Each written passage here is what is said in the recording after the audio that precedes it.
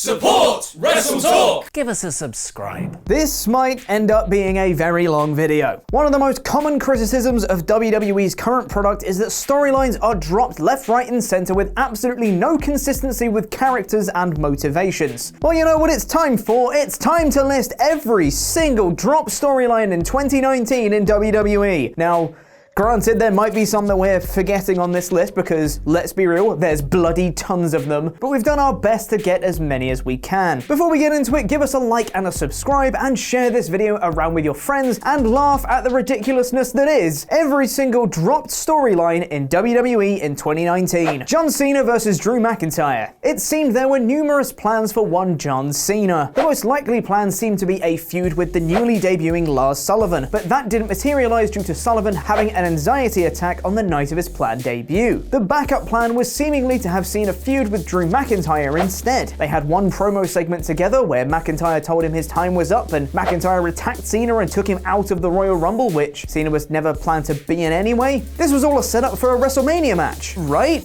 Nope, that never happened, and the feud vanished. Mandy Rose sends Jimmy Uso scandalous pictures. Mandy Rose feuded with Naomi towards the start of 2019 by sending some saucy pictures to Naomi's husband, Jimmy Uso. The pair brawled in a hotel room and that was about it. Their big blow-off match kept getting delayed on SmackDown until suddenly there wasn't one anymore. According to Wikipedia, in February, Rose ended her feud with Naomi after the two exchanged victories over each other. So, nobody won. Nice job, WWE. EC3. EC3 is one of the biggest missed opportunities in 2019. He was brought up in January, and considering his biggest strength lies in his promo ability, he was given a gimmick where he never talked. Great job, guys. After two matches with Dean Ambrose that didn't endear him to the crowd, since the news of Ambrose's contract expiration was the talk of the town, his push was canned and he was relegated to main event. Brock Lesnar versus Braun Strowman. Throwing it all the way back to TLC 2018 here, and Braun Strowman defeated Baron Corbin to earn a Universal Championship match against Brock Lesnar at Royal Rumble. This was actually never the plan, however. They only advertised that match because they thought it would sell tickets. That, plus advertising John Cena for the Rumble match despite him never being booked for the show, makes Royal Rumble 2019 one of the most flagrant abuses of false advertising ever. Strowman was replaced with Finn Balor at the Rumble, which was a fun match anyway. Otis loves Mandy Rose. Pretty lady, pretty lady. The newly debuted Heavy Machinery were yet to fully endear themselves to their main roster crowd, having only just debuted. However, Otis seemed to have some sort of weird fascination with Mandy Rose, which was there for like a week or two, and then never played up on again. He's just a horny guy, I guess. Rey Mysterio versus Andrade rivalry. Hey, remember when Andrade was on the cusp of a serious push and he had those matches with Rey Mysterio that were actually amazing TV matches with Rey hitting Canadian destroyers and stuff? It was all building to a match at WrestleMania 35, right? Nope.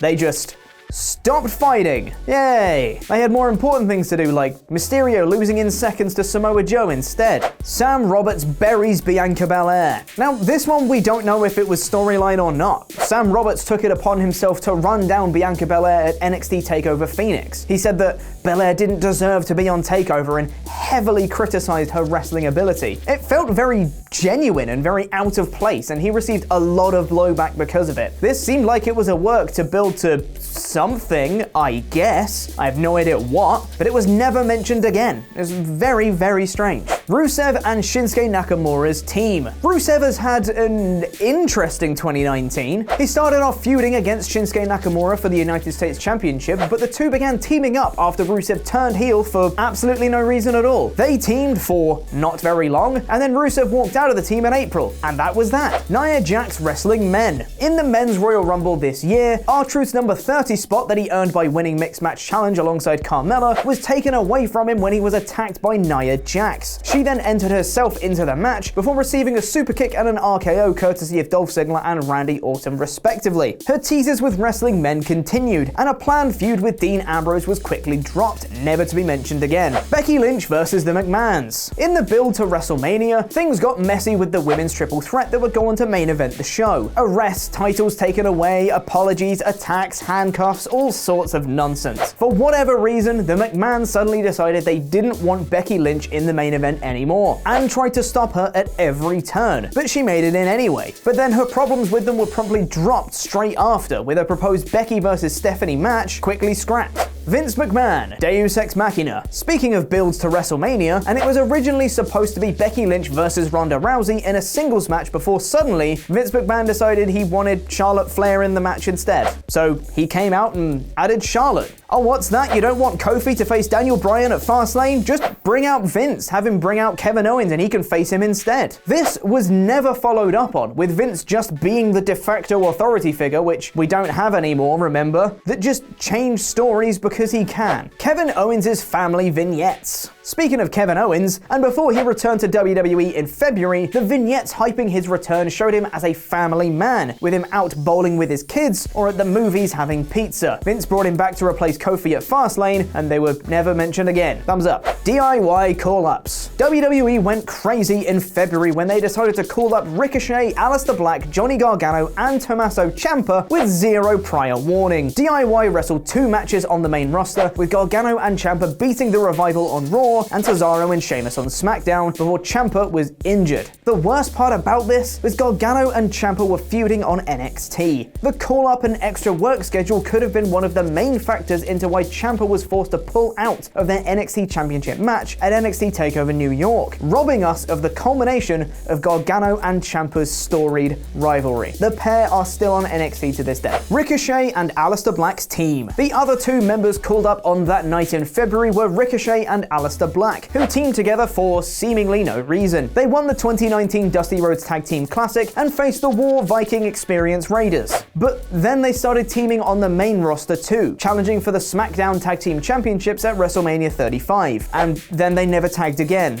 Because reasons. Mojo Rawley's mirror promos. Mojo Rawley got a hashtag 3-week push by cutting some promos on himself looking in a mirror. These never led anywhere, with him debuting with some face paint that also never led anywhere. John Cena as R-Truth's childhood hero. When R-Truth won the United States Championship, he started doing open challenges so he could be more like his childhood hero, John Cena. Granted, this was probably a more off-the-cuff quip than an actual storyline, but he quickly lost the belt to Samoa Joe, and what seemed to be building to either Cena answering the challenge one week or R-Truth adapting his moveset to be more like Cena's never came to pass. The Wildcard Rule. Now we're getting into the big ones. The Wildcard Rule was an absolutely mishmash of ideas with no one really knowing how it worked. The Wildcard Rule allowed stars from Raw to be on SmackDown and vice versa, but it was introduced as 3 people allowed before it was changed to 4 in the same night, but some people were exempt like Shane McMahon, and does the tag team count as 1 or 2? Who chooses who goes where? Is there a sign-up sheet? Do the non-existent authority figures choose? The biggest stars always seem to make the jump, with the rule very quietly being forgotten about before the draft solidified both brands again and the wildcard rule was canned entirely. Curt Hawkins and Zack Ryder's redemption. Curt Hawkins managed to make a losing streak a character trait, and that really is something to be commended. With his tag partner Zack Ryder, the pair organically got some fan support, which even led to them capturing the Raw Tag Team Championships at WrestleMania 35. This entire story was then dropped, and they gave the titles back to the Revival in June, and have lost again ever since. Nice. Shelton Benjamin making faces. If you remembered this was Shelton Benjamin's gimmick for a while, then kudos to you. Every so often during backstage segments, an interviewer would ask Shelton Benjamin a question, and then he would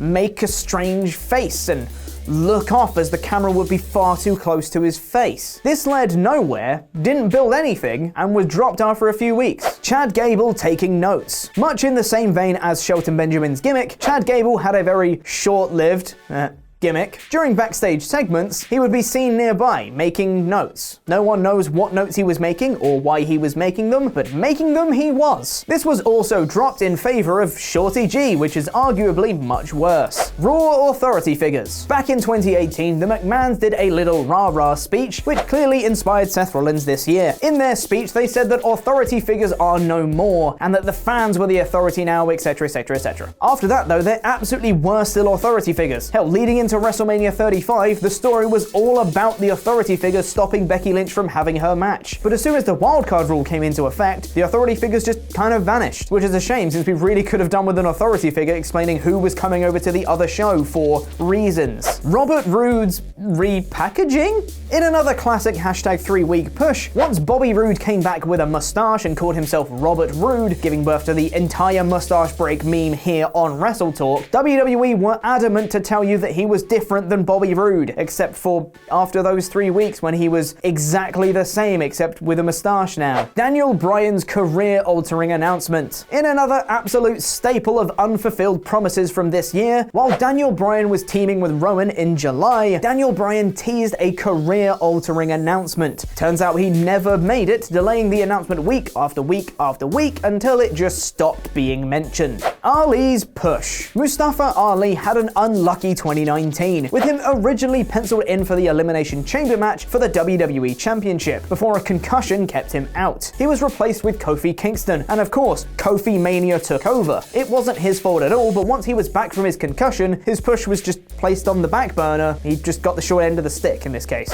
Ali's Intercontinental Championship match. Oh look, another Mustafa Ali push that was abandoned. Shinsuke Nakamura lost to the Chicago native on an episode of SmackDown in July, with the inevitable build to an Intercontinental Championship match at SummerSlam laid out in front of them, apart from when it wasn't. Nakamura got the win back and then it was never mentioned again. Mike and Maria Kanellis pregnancy. Becky Lynch and Seth Rollins defeated the team of Mike and Maria Kanellis on an episode of Raw, and after the match it was revealed that Maria was pregnant, but that Mike wasn't man enough to get her pregnant. So who's the father? We never find out. It was sort of Rusev when he came back, but it also wasn't, and then Maria became 24/7 champion, and then it all kind of went nowhere. Alexa Bliss using Nikki Cross. Alexa Bliss really wanted to be Women's Tag Team Champion, but of course, she needed a second for that. So she recruited resident nutjob Nikki Cross, with her quite overtly manipulating Cross for her own gain. Except for when she just stopped doing that, and we were told they've been friends all along. Sure they have. Mandy Rose and Sonya Deville relationship. I'm